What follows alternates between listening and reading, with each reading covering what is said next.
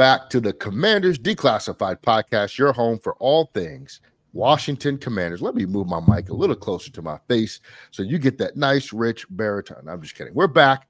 We are ready for the NFL Combine.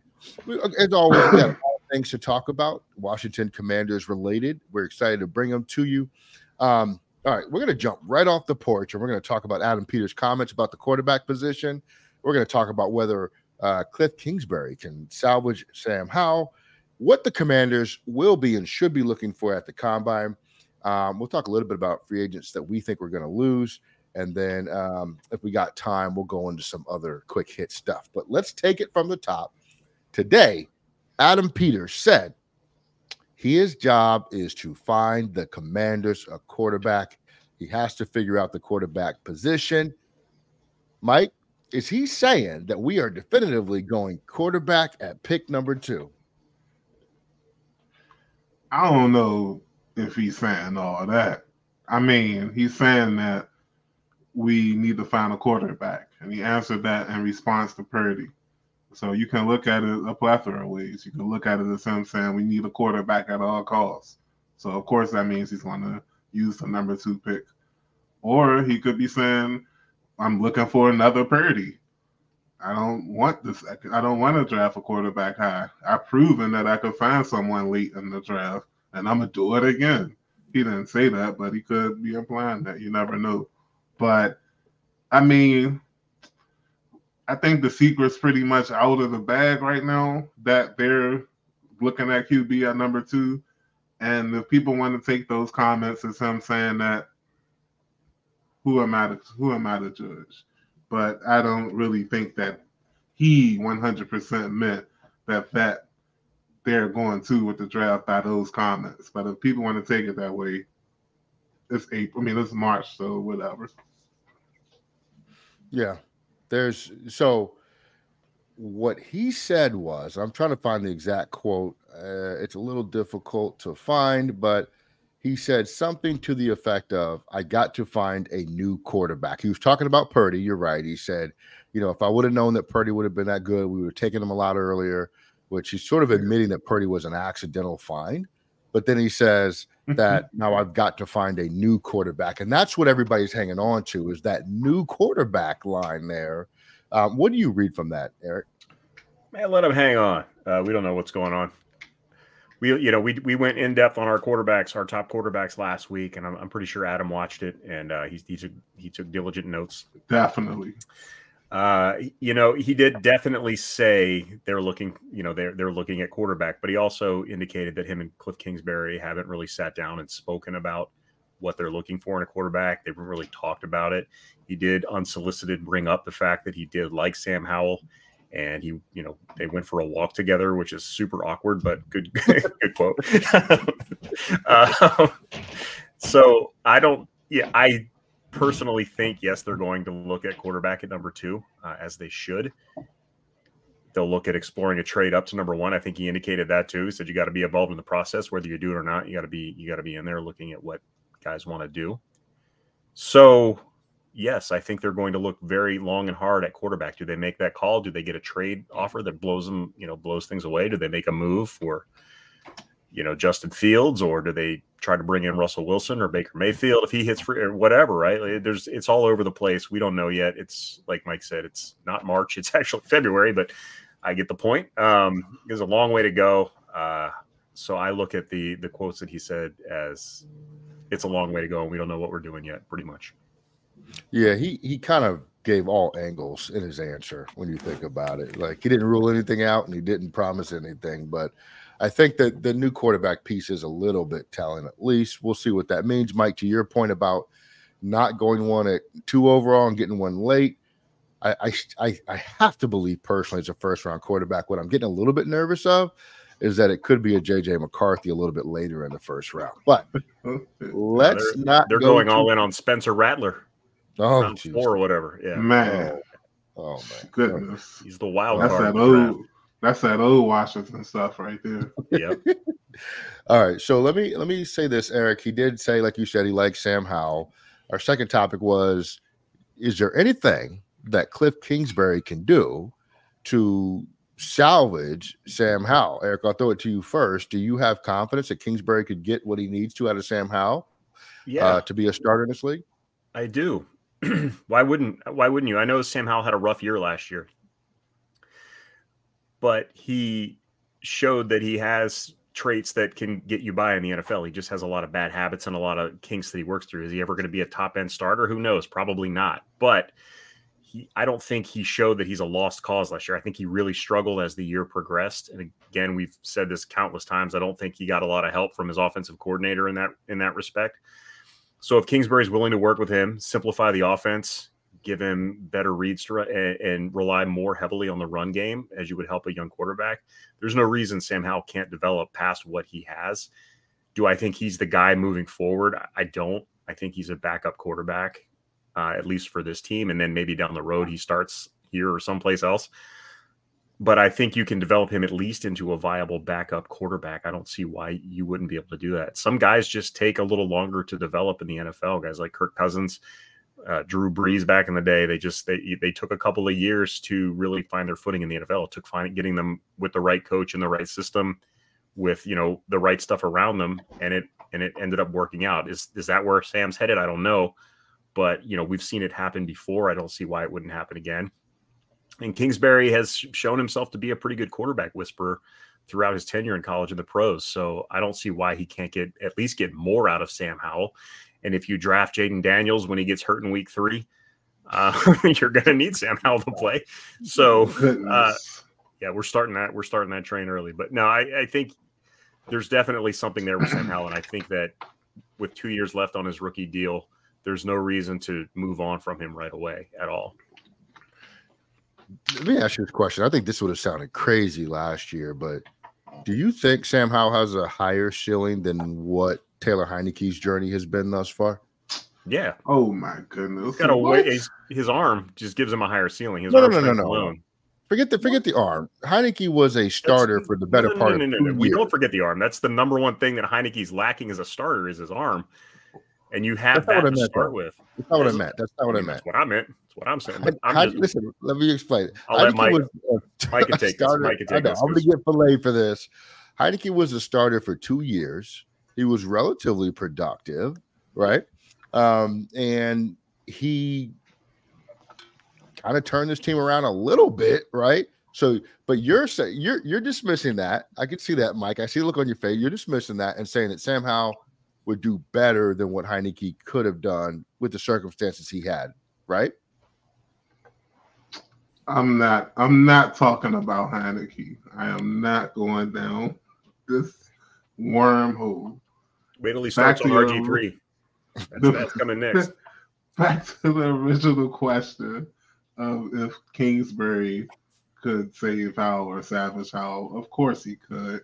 Eric said most of it already. The situation was horrible. Not just the personnel, not just the coaching, but even as basic as the play calling.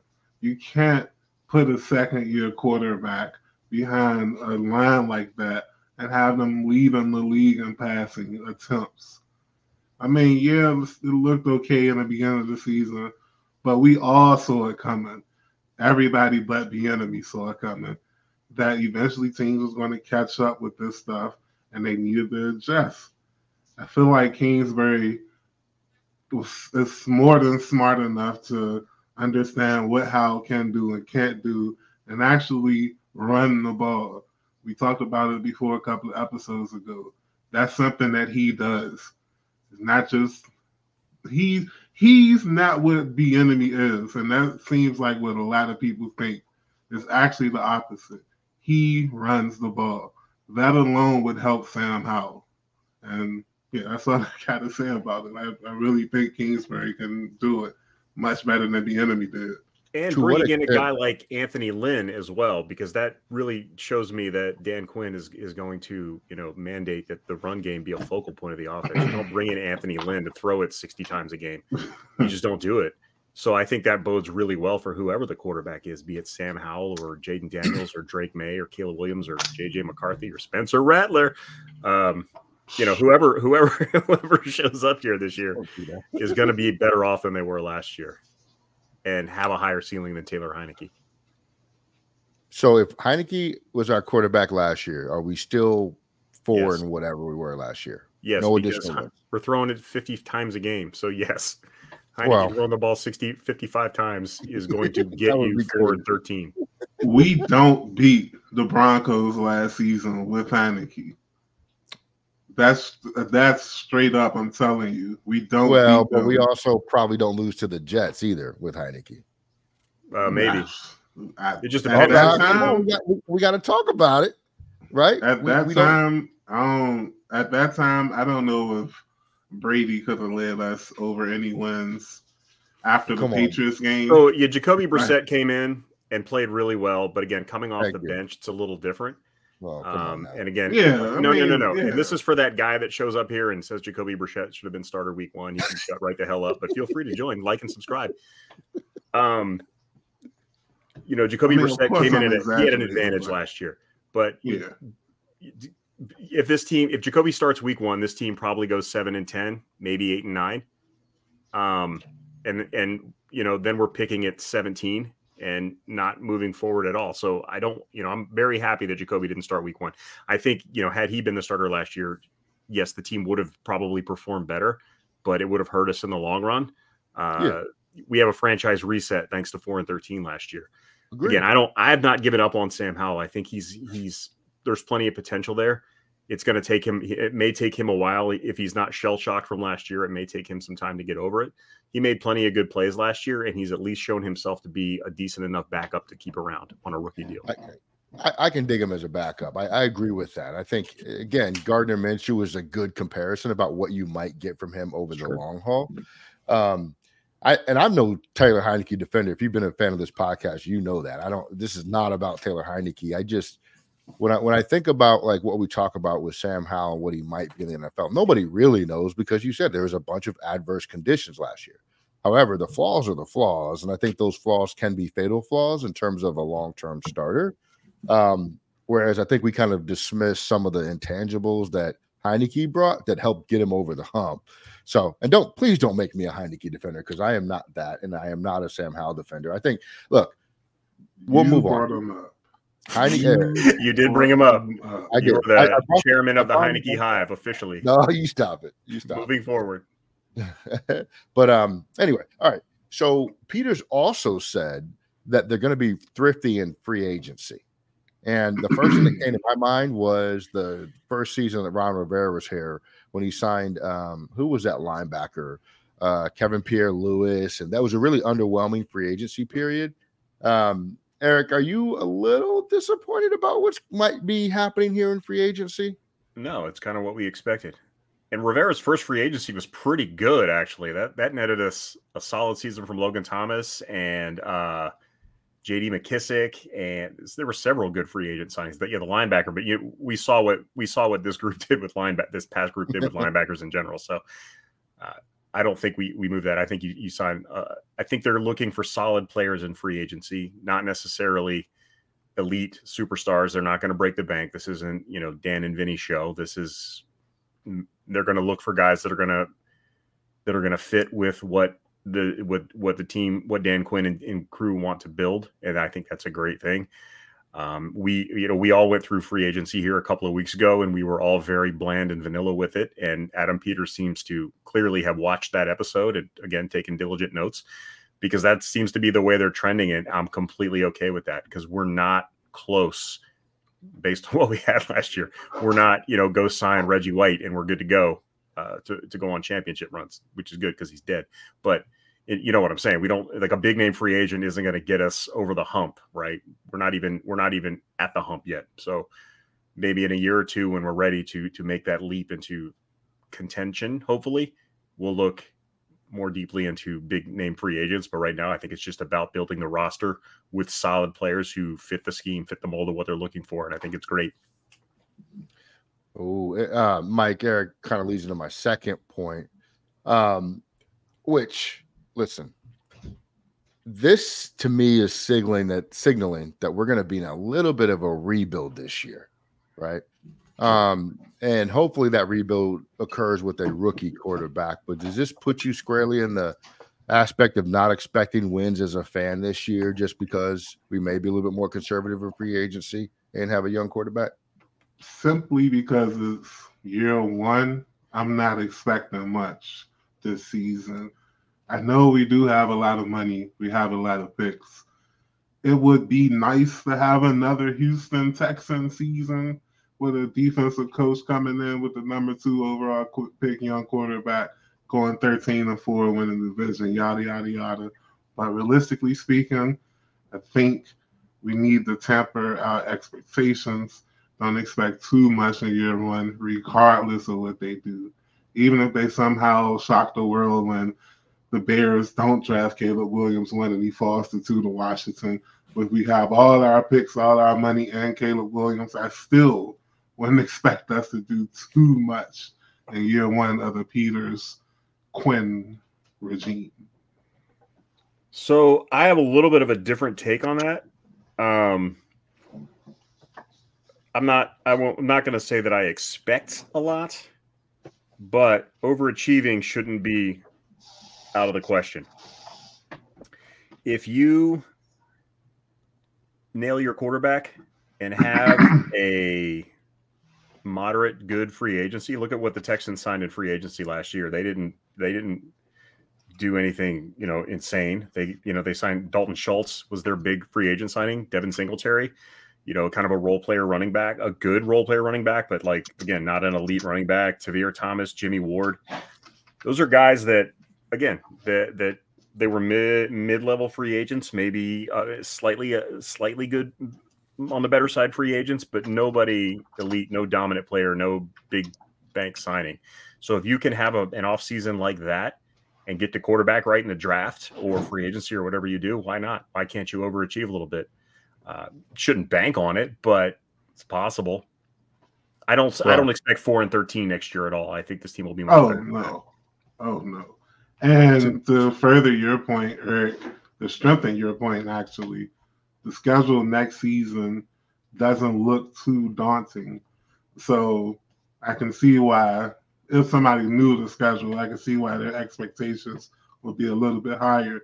I'm just saying, traditionally speaking, year one, I wouldn't expect much. If they win a lot, hey, but if they go 7-10, I wouldn't be like, oh, this is awful. I would be like, it's year one. Year 2 and 7-10, we'll have a problem.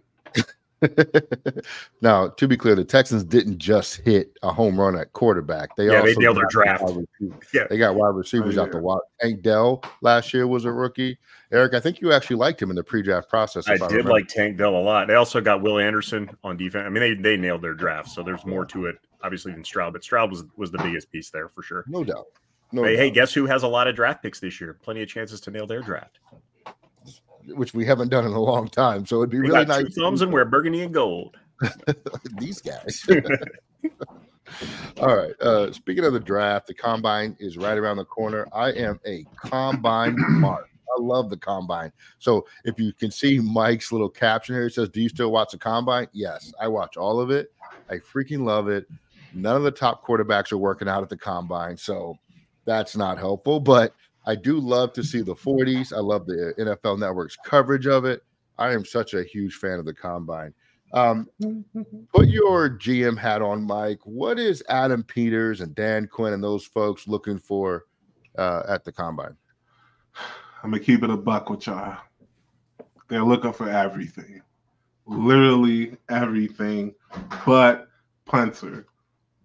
Every position is up for grabs because, and I know you might say, oh, we have Deron Payne, John Allen, McLaurin, those are our best players. You need more than 1 or 2 defensive tackle receivers. I don't care if it's the bottom defensive end or defensive tackle rank. They should be scouting everything. I mean, going back a little bit to free agency, I don't think people understand that the reason we have a lot of money in the cap space is because there's a lot of empty roster spots on the roster right now. They're going to need to be filled. You can't do that with just free agency. So again, I just hope they're scouting literally every single position at this combine. I'm not watching it, but I don't get paid to watch it. They do, so they can just scout to their heart's desires, as far as I'm concerned. As well, they should. That's what they get paid to do. I think they're going to pay a lot of attention to the tight ends at the combine. I think there's quite a few that you could bring in and would be probably our top 1 or 2 tight ends on the roster. Considering our lack of depth there, I think they're going to pay a lot of attention to the linebacker position. We are thinner than anything at that position. And I think cornerback too. I think that's an area they're going to spend a lot of time watching. The quarterbacks will not be working out there. I think the star of the combine from a quarterback position perspective that's working out would be J.J. McCarthy, who's now projected to go top 10. What in the world? So I think him, Bo Nix are going to be throwing and working out. Some of those other guys. I assume that our contingent there will be watching those guys. I don't know if Adam Peters is being genuine about the whole Brock Purdy thing and maybe trying to find another one. I don't know, but they have to pay attention to it because that's the premier position. From a wide receiver perspective, I think we need one. I don't know how much of a priority it's going to be in the draft and how early we'll get there, but they would obviously keep their eyes on that. And then again, I think running backs. I really think people are underestimating how aggressive they might be pursuing a running back. Not saying it's going to be first, second round, but I think running back is probably higher on the list. What say you, Eric? I think they have my perspective on the combine is a little different than yours. I think it's a valuable tool, but what it should be used for is to confirm what you've already seen on film. So if you've watched a guy all year and you really like him, you want to see if he's as fast, on the stopwatch as he is on the field. So, does, Jatavius Martin run a 4.5 like he looks like he runs on the field as a tight end? If he does, I mean, that vaults him high up on day 2. And that's somebody you really got to look at. Speaking of tight ends, like we talked to before. And you look, is Cade Stover really 6'1", or is he 6'125", or like that kind of stuff? That's the kind of stuff you're looking for. But they should have an idea of who they already like and what they like about them. And the draft or the combine measurements and times and things like that should just confirm what they're looking for. And the interview process is huge. Get the guys in front of you.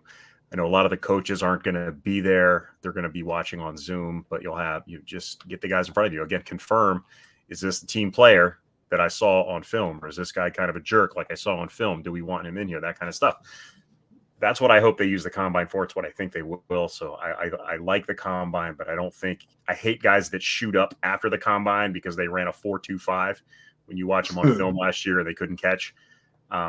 That's what I don't like. And those are the guys that I don't want to see shoot up our draft board, but it happens every year. So we'll see.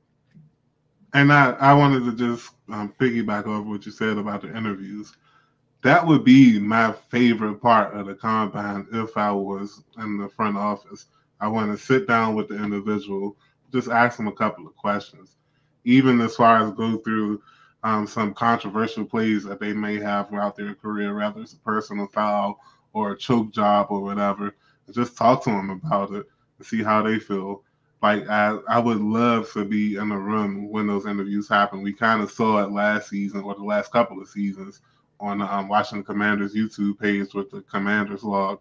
They've shown behind the scenes looks of them interviewing Forbes and Martin and other draft prospects. So that would be, I would love to be in that room, even if I'm not answering the questions, but just to hear their response. It would get, I feel like I would personally get a better gauge on the player. Like you said, matching the tape, but what I'm seeing, like, oh, he seems like he's about it. I want him on that team. Or it doesn't seem like he wants it enough. Drop him a couple of tiers on our board just because his attitude kind of funky. Yeah, and that's happened before with players. They get in that room and think they're God's gift to football. All right, let's go rapid fire. I want to know if you guys, and this is about last year's draft class for the Commanders, whether you think they're trending up, will be starters or productive members of the team this year, or if you think they're not so much. Eric, I'm going to kick it off with you. Emmanuel Forbes. That's my guy. He was my guy pre-draft last year. I stuck with him all season. He had a rough rookie season. I think this coaching staff will get the most out of him. He's going to have a big leap in year 2. I'm calling it right now. He's going to be a much better player. Borderline Pro Bowler. That's what your boy's calling right now. That's what I say. Okay. I think he's going to have a good year. I think this is the right coaching staff for him. Let's go. Mike, Jatavius Martin. Quan Martin. I feel like he would be the one that should be a borderline Pro Bowler compared to Forrest based on how the last season ended. But I'll agree with Eric, just like he did with Forbes. I feel like both Forbes and Martin are going to benefit tremendously from this coaching style. Witt alone is going to help Martin and Forbes. Now throwing in the secondary coach and a modern player that we all know, especially the younger folks out there, William Gay or Willie Gay, or I forgot his first name. But yeah, I feel like the secondary, anybody that was drafted in the secondary last year, is going to benefit tremendously. And yeah, I'm about it. They're trending upwards for sure. The question for me with Jatavius Martin is, where is he going to play? Like, if Derek Forrest is healthy, does Derek Forrest start at free safety, or does Martin take that spot and you have Forrest kind of operating in that sort of nickel? So, go ahead. I don't mean to cut you off, but I've heard Joe Witt say something to the fact of the defense might be positionless, as weird as it may sound. But I took it as it's just going to be a lot of players and a lot of different spots. Think back to the Cowboys last season. How often do we see Micah Parsons all over the defensive line? Same thing with who's their safety? It's a famous last name, Curse. Same with Curse on the Cowboys secondary. That Bama was all over the field. So I feel like I understand your question. Where will he line up consistently? But I feel like I said, everybody in that secondary, from Forrest to Butler to Forbes to Martin, I feel like everybody, even St. Juice, I feel like that's another conversation for another show. St. Juice might be the most beneficial person from this coaching staff. And I'll explain why later, but I'm telling you. I'm telling you. In an era of position flex, if you don't have one position, you have no positions. But anyway, all right. Eric, Ricky Stromberg, center from Arkansas.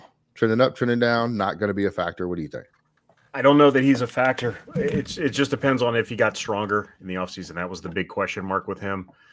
They did everything they could to get him on the active roster last year. They had him working at guard. He's probably not an NFL guard, but you have to be able to play guard. If you're not starting offensive lineman, you got to be able to play more than one position. So they did that well. I liked him coming out, but there were some questions about his just strength and his ability to put on weight. So we'll see what it looks like. But I'm going to go trending sideways because I just don't know about him.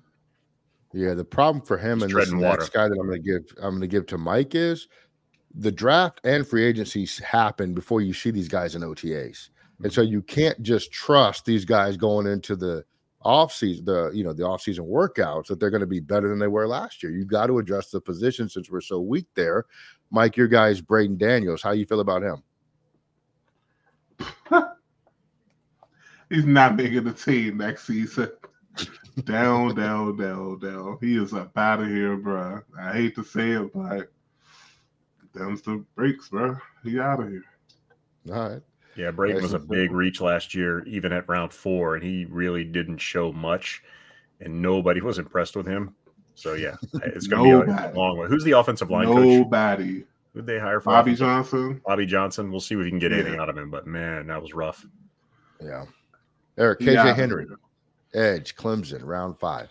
Yeah, KJ is gonna. Yeah, I think he's gonna trend up. He was better than I thought he would be even last year, and I really liked him at Clemson. He was a guy that has every tool in the toolbox. He just didn't know how to put it all together, and I think working closely with Ryan Kerrigan really helped him. I'm going to assume it was Ryan Kerrigan. Could have been Zagonia as well as the head defensive line coach, but With Ryan Kerrigan as his pass rush coach, KJ really came on toward the end of the year and he got a lot more playing time. I think I don't know that he's ever going to be like a top end starter, but I think he's easily going to be a good rotation piece next year.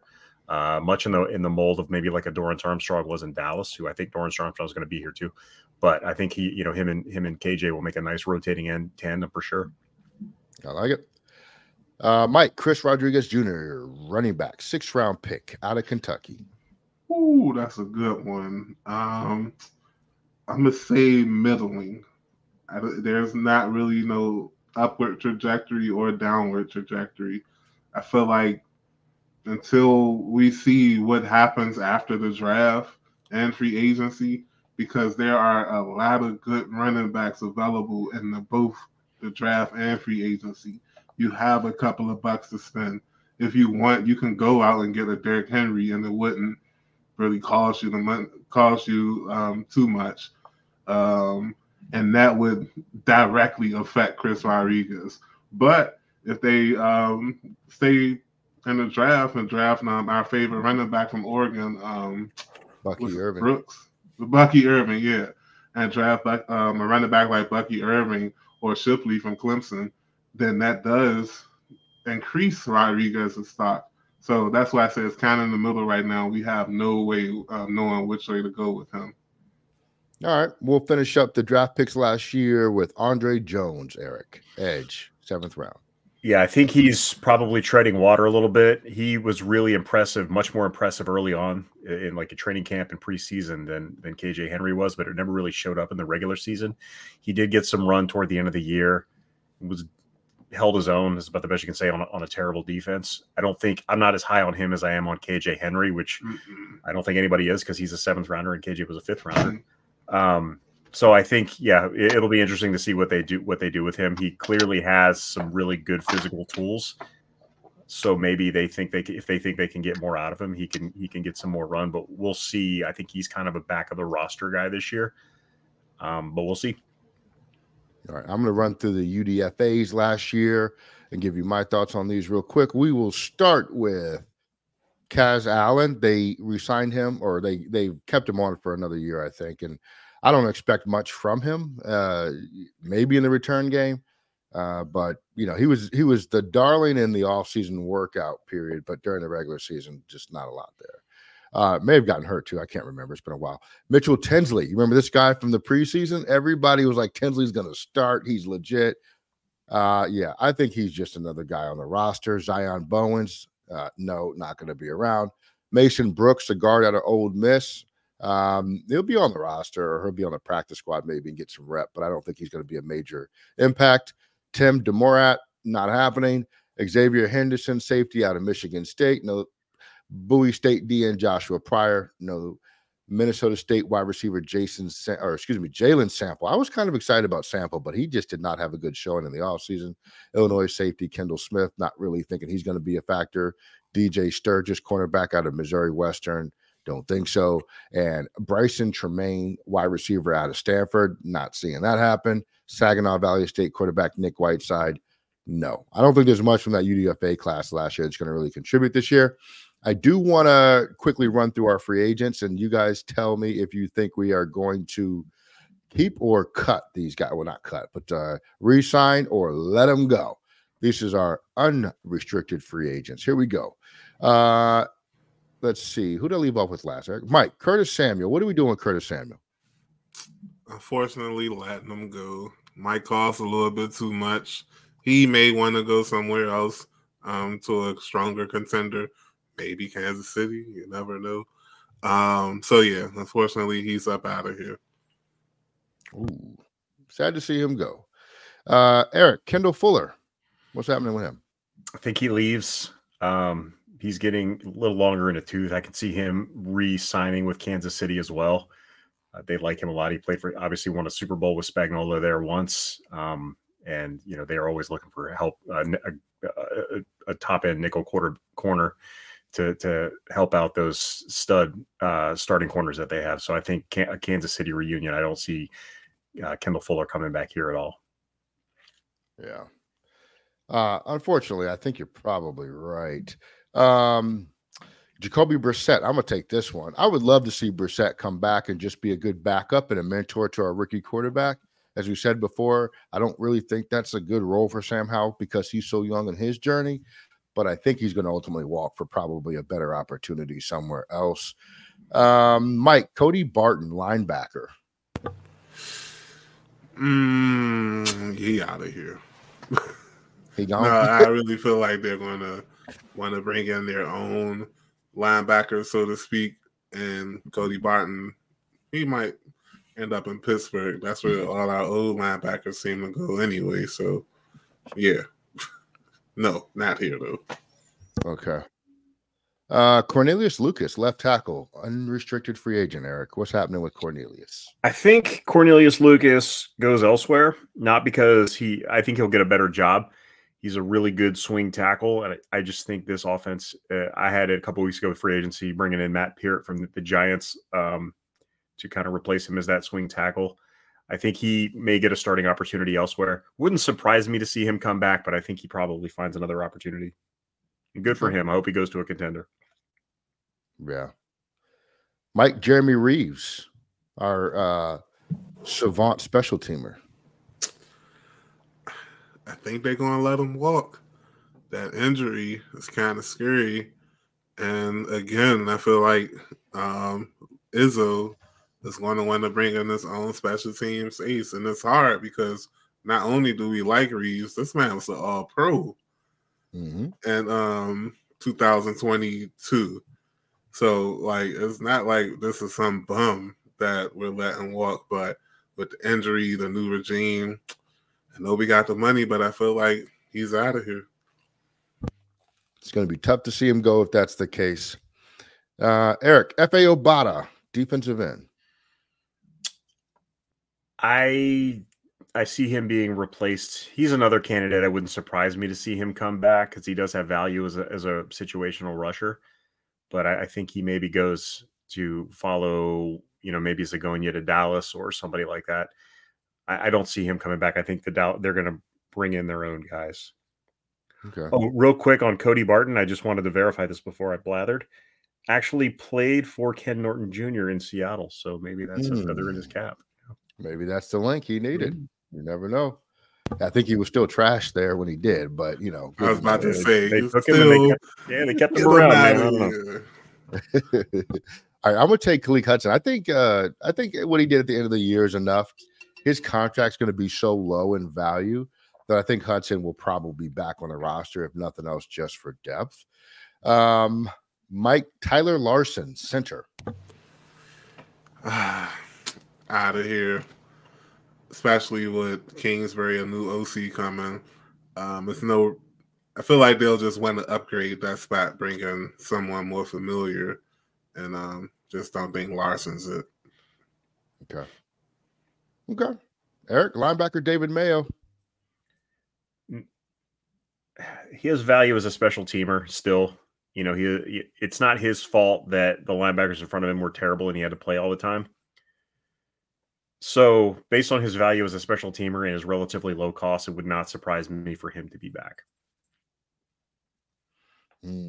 We hate David Mayo because well, again, it's I said before, a strong word. It's not his fault that the guys in front of him weren't good enough. He's not a starting NFL linebacker, a full-time starting NFL linebacker. He got pressed into that, and he didn't perform up to expectations by any stretch. But you don't have all pros as backup linebackers. You have backup linebackers, and David Mayo is a good special teamer, so I can see him coming back. Is all I'm saying.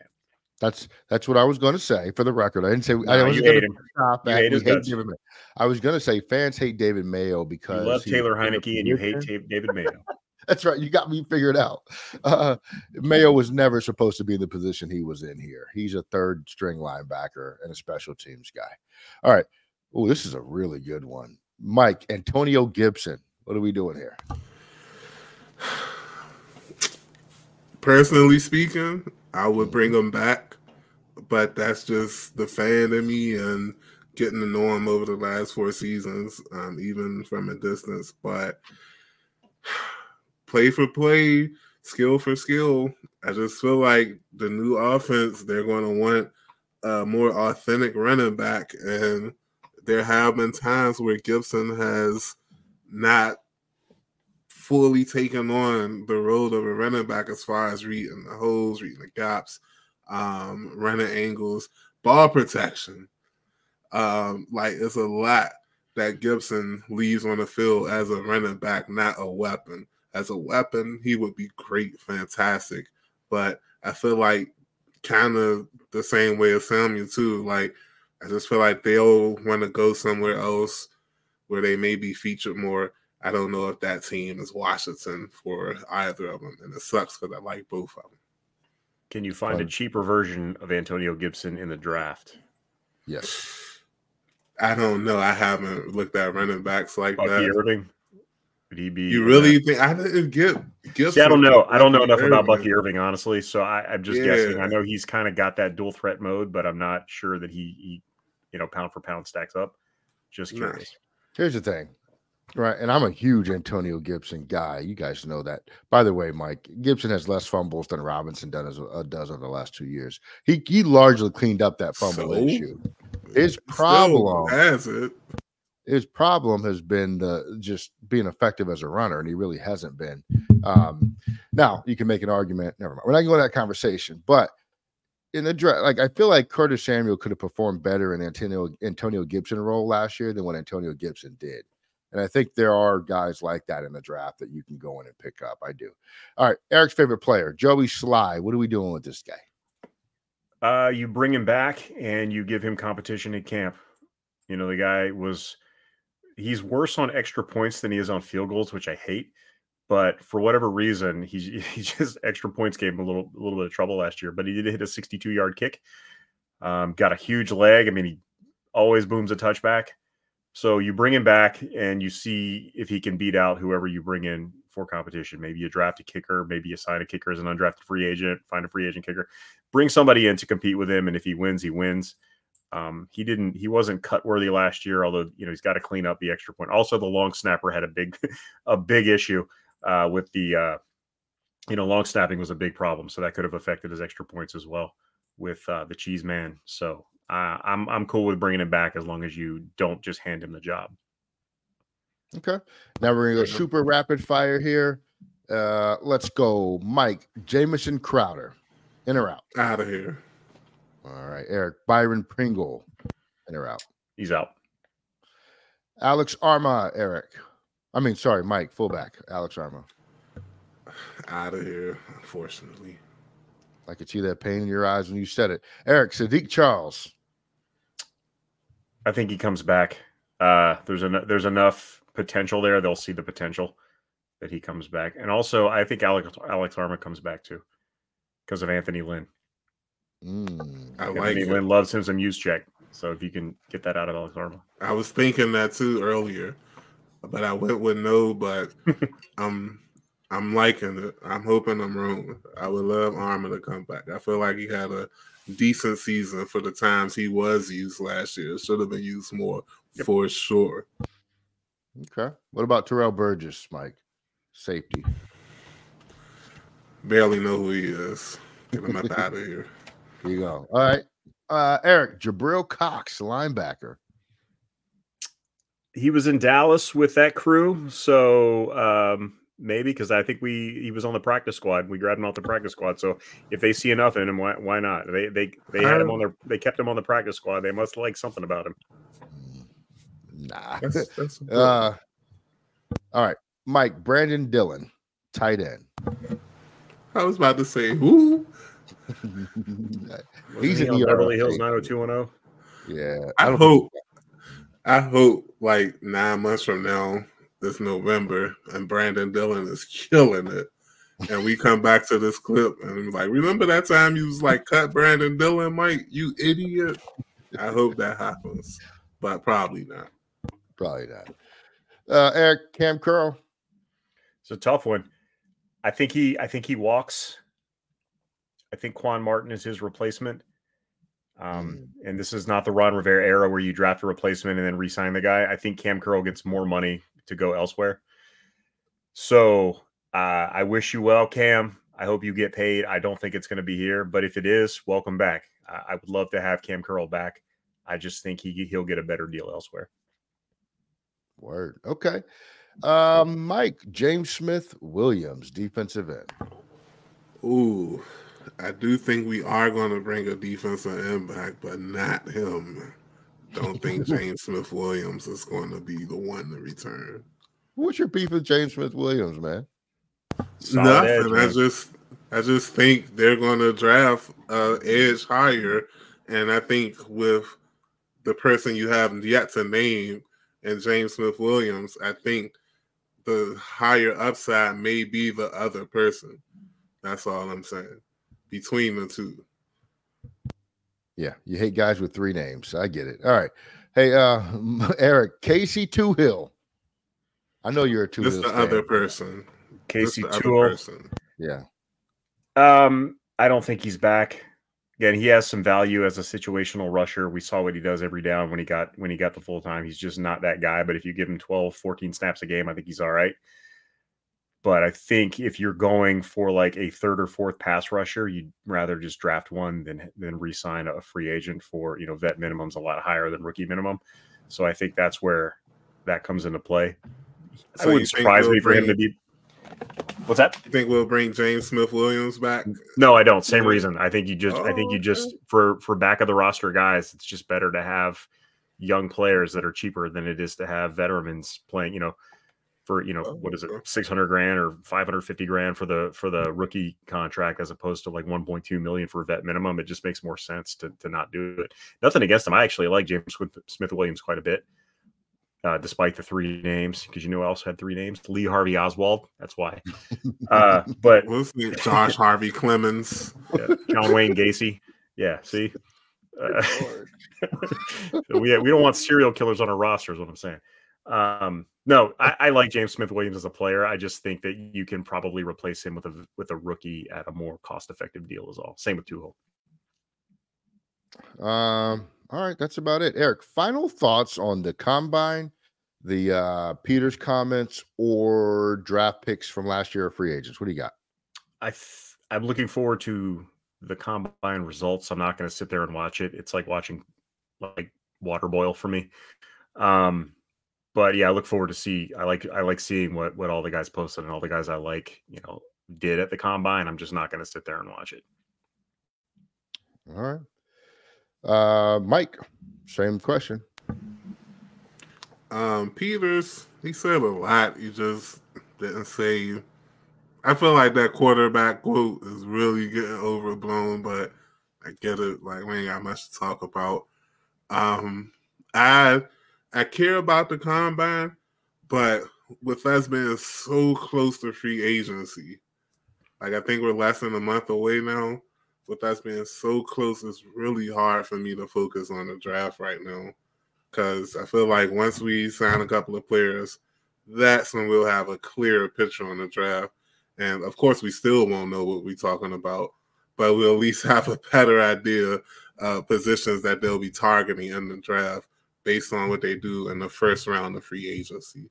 And I hope you all enjoy what we've been putting out. We're going to continue to put out some good content for y'all.